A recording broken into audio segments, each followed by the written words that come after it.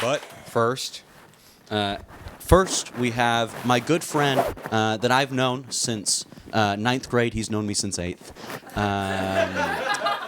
My great friend, hilarious, one of the funniest people I know, Oliver Hanchey, everybody. Give him a hand. Wow. Thanks, guys. Hi. My name's Oliver. You may know me as an L&R producer here, but I'd prefer it if you knew me as a friend. For now, though, we can disregard the friend thing. I want to talk about current events. So I've been seeing a lot of Nick Fuentes videos recently.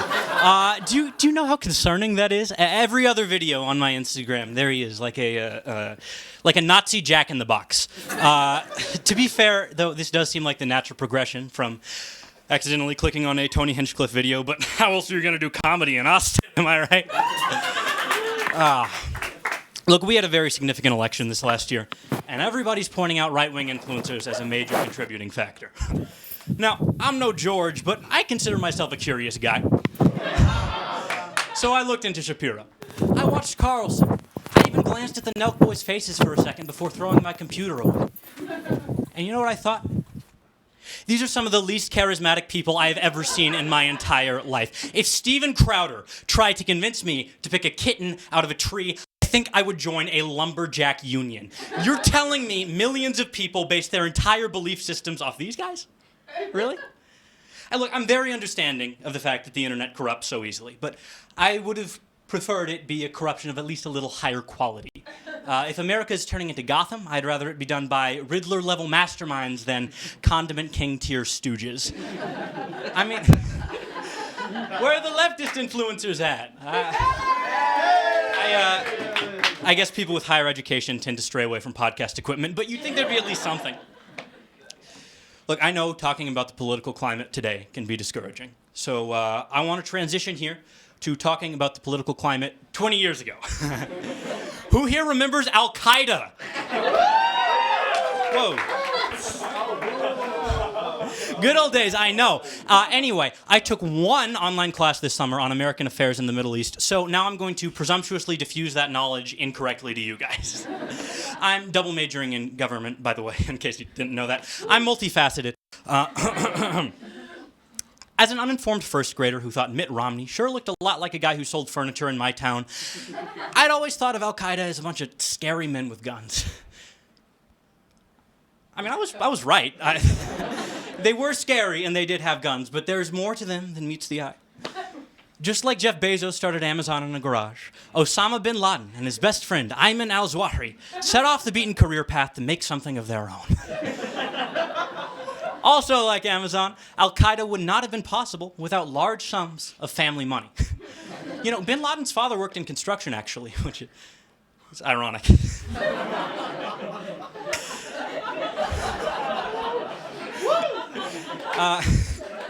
The analogy we were given in class was that Al-Qaeda was somewhat like Shark Tank for terrorists. I'll do you one better, Dr. Brownlee. Al-Qaeda is exactly like the Bank of Evil from Despicable Me. Look, whenever a wannabe terrorist would need cash, they would pitch their idea to bin Laden, and he would decide whether or not to give it funding. No direct violence, just sponsorship. That is the manifest of the Bank of Evil verbatim. I can just imagine George Bush in Act 3 of 2001, addressing his friends over at Purdue Pharma. Secular family, tonight we are going to steal Afghanistan's opium economy. I don't really believe he did that, by the way. Drawing the connection just makes me look really smart and well-educated. So after the towers fell, bin Laden went into hiding. Probably a good decision on his part, but, I would rather he get caught than have Obama choose to go and play Ender's Game in Pakistan. Real shame. Anyway, instead of hiding in a rundown fort or cave somewhere, bin Laden lived with his family in a multi-million-dollar home less than 1 mile from the Pakistani military's largest academy. Is that not ridiculous? I mean, for over a decade, the United States Army had thousands of soldiers searching for this guy in the worst conditions imaginable. And there he was, jacking off to his, quote, fairly extensive collection of hentai games. Despite multiple Freedom of Information requests being filed, the CIA still refuses to release specific titles, but my money's on 5 Nights at Fuzz Boobs. That's real, by the way. You can download it after the episode. You know, man, I just wish there could be more documentation of what happened in that compound. You know, 3 generations of bin Ladens trapped in one place. Add in a snarky anthropomorphic animal and you have the perfect adult animated sitcom. There's so much interesting stuff on his hard drive, too. I mean, CSGO? Come on, Osama, that's just crazy.